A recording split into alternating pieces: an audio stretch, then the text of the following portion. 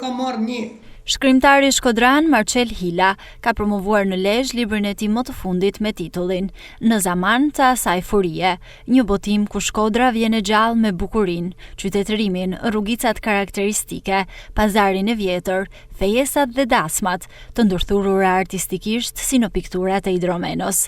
Aktiviteti promovues mblodhi së bashku shkrimtar, poet, studiues dhe dashamirës të librit, të cilët e vlerësuan maksimalisht veprën më të re të Marcel Hilos, duke e cilësuar ato si një pasqyrim të ndjeshëm të traditës, dashurisë dhe identitetit shkodran. Marceli ka kap në një kënd vështrim shumë origjinal. Nuk përsërit po them informacion artistik tjetër, nuk përsërit po e ndërton zhanrin e vet në këtë rast krejt autentik. Merr personazhin historik, sjell ato ngjarje historike që lidhen me këtë personazh dhe me personazhe të tjerë përreth përgjithmonë kësaj fushë dhe me këto ai ndërton veprën e vet. Pra librat e tij janë me plot vlerë për të gjithë ato pra që e duan vlerën e dijes. E libri i tij Në zaman të asaj furie vërtet është shumë i amël në titull.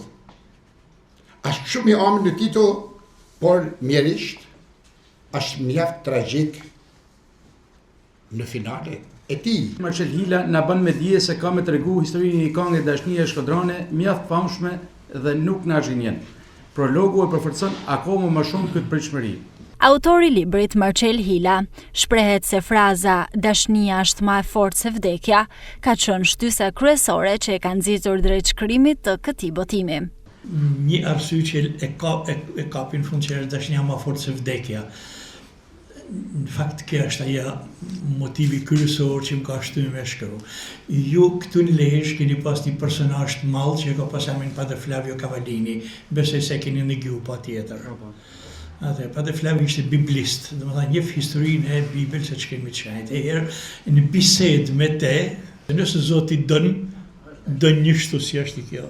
Zoti dën pa kushte, dën në vdekje, se vdekja, dashnia është më e fortë se vdekja. Në këtë aktivitet kulturor, fjala letrare dhe reflektimi u ndërthurën rreth mesazhit të fuqishëm të veprës, se dashuria mbetet forca më e madhe që triumfon mbi çdo pengesë dhe mbi vdekjen.